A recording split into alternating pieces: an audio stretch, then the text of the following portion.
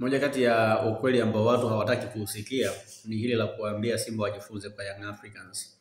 Young Africans ni timu ambayo haina historia kubwa sana kama Simba kwenye mashindano ya kimataifa, na ndio maana hata ukiangalia kwenye ukusanyaji wa alama, Simba kakusanya alama nyingi kwenye mashindano ya kimataifa kuliko Simba, kwa maana alama 38 na Yanga alama 34. Lakini pia Simba wakifanikiwa kuingia hatua ya nusu finali, maana yake alama zao zitaongezeka pia. Lakini pamoja na kwamba Simba inaongoza kwa kukusanya alama nyingi kwenye mashindano ya kimataifa, ila bado wameshindwa kuandika historia nzuri kama klabu ya Young Africans ambayo ina alama chache. Maana kuwa na alama nyingi tu kwenye mashindano ya kimataifa haitoshi. Bado unaweza kuwa na alama nyingi lakini ukashindwa kuandika historia nzuri kwenye mashindano ya kimataifa. Miaka yote ambayo Simba ameshiriki mashindano ya kimataifa alikuwa anaishia tu robo finali, na ndio maana kuna baadhi ya watu wa Yanga walikuwa wanamuita Simba mwaka robo. Na walikuwa wanamuita mwaka robo kwa sababu miaka yote yani huwa wanaishaga robo finali. Hajawahi kuvukaga nusu finali, kwenda nusu finali. Lakini pia kwa msimu huu, kwa namna mazingira yanavyoonekana, huoni kama Simba wana uwezo wa kuvuka kutoka robo finali kwenda nusu finali, kwa sababu tayari wamepoteza kwa aggregate, kwa wamesharuhusu mabao mawili wakiwa ugenini. Maana ili waweze kufuzu ni lazima washinde zaidi ya magoli mawili. Either iwe magoli matatu kwa bila au zaidi ya magoli matatu kwa bila. Lakini ukiangalia upatikanaji wa mabao ni kitu ambacho kinawezekana kwenye mpira, lakini sio kwa timu kama Al Masry. Yaani unajua Al Masry ni timu bora sana kwenye kuzuia. Sio timu ambayo inacheza vizuri, lakini timu nzuri kwenye kuzuia, kiasi kwamba hiyo inaweza kuwapa changamoto Simba kwenye kupata hayo magoli matatu ambao tunaona kama ni rahisi, hasa kwa mashabiki wa Simba wanaona kama ni magoli rahisi, lakini ni magoli mengi sana. Yaani kwenye mpira ni magoli mengi, kwa sababu sio kwamba watu watakuachia lango kila saa liwe wazi. Yaani utapaswa kupambana kuonesha uwezo wako na ili magoli matatu yaweze kupatikana. So ukiangalia pamoja na kwamba Simba wameshiriki mara nyingi, lakini hawana historia ya kuvuka kwenda hatua ya nusu finali, na ndio maana kuna watu wanaoita mwaka robo, kwa sababu hawajafanikiwa kufuzu kutoka robo finali kwenda nusu finali.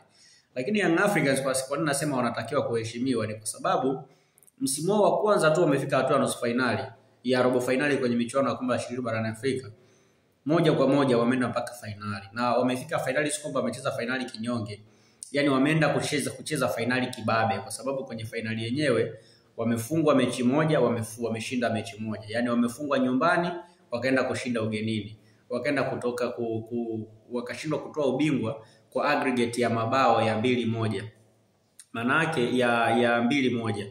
Kwa hiyo katoka kwa aggregate ya mabao ya 2-2, kwa sababu kulikuwa ni 2-1 afu kule ikawa 1-0. Kwa hiyo Yanga akatolewa kwa sababu wameruhusu mabao mengi wakiwa ugenini, lakini aggregate ilikawa ni 2-2.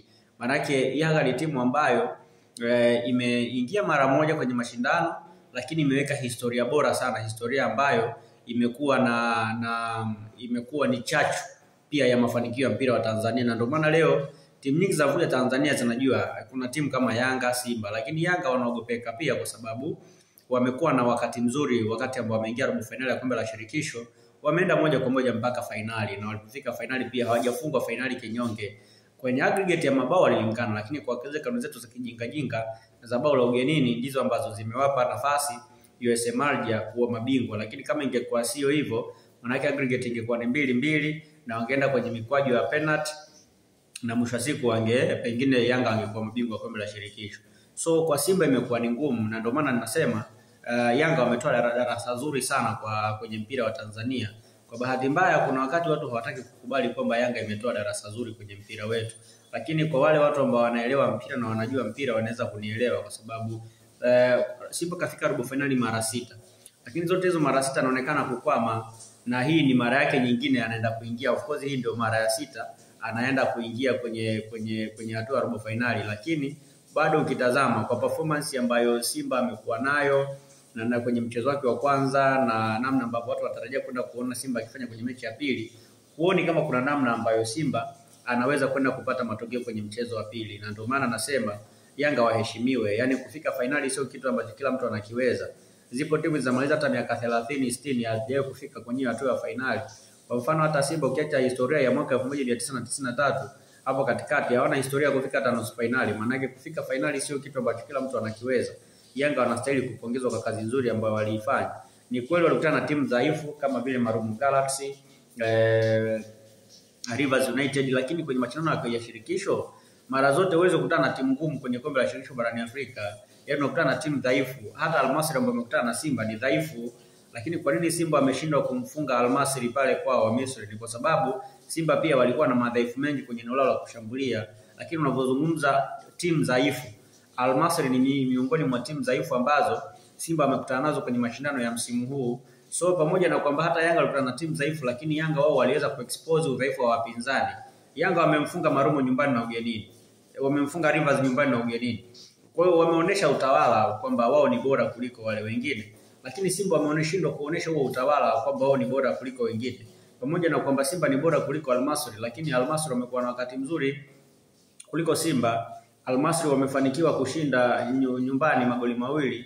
Maana wanapokuja kwenye mechi inayofuata ni wao ni kuzuia tu mwanzo mwisho, kitu ambacho wanaweza kukifanya kwa ubora wa hali ya juu.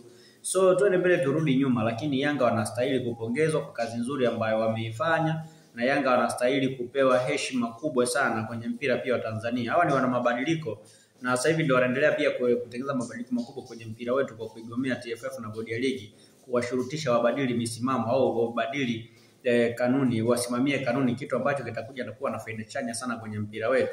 Kwa hiyo Yanga ni wana mapinduzi kwenye mpira wa Tanzania, lakini pia ni wana mapinduzi wa nchi. Yanga ilitumika pia kwenye kupigania uhuru wa nchi, imetumika pia kuleta mapinduzi makubwa kwenye mpira wa Tanzania kwa kwenda kucheza fainali ya kombe la shirikisho, fainali mashindano ambayo timu nyingi zinaonekana kukwama. Hata Simba wenyewe bado haonekani kama anaweza kwenda kufanya vizuri kwenye huo mchezo dhidi ya Masry, na pia huoni kama wanaweza kufika fainali. So kwa Yanga ambao tayari ameshafika wanastahili kuongoza, lakini pia Yanga wanaenda pia kuleta mapinduzi mengine kwenye mpira wetu. Wanaenda kuinyoosha bodi ya ligi ile na TFF warejee kwenye matumizi ya kanuni, kitu ambacho hatukuwahi kukiona huko nyuma. Huko nyuma kanuni zilikuwa zinasiginwa kweli kweli, lakini sasa hivi unaona mambo yanakwenda vizuri sana. So tusubiri tuone nini ambacho kinaenda kutokea, lakini naamini kwamba Yanga ni miongoni mwa timu ambayo imeleta mapinduzi makubwa kwenye mpira wetu na wanatakiwa kuheshimiwa, wanatakiwa wapewe heshima ambayo wanastahili kupewa. Yaani Yanga ni timu ya mfano kwenye mpira wa Tanzania. Sema basi tu wakati mwingine hatutaki kukubali hilo.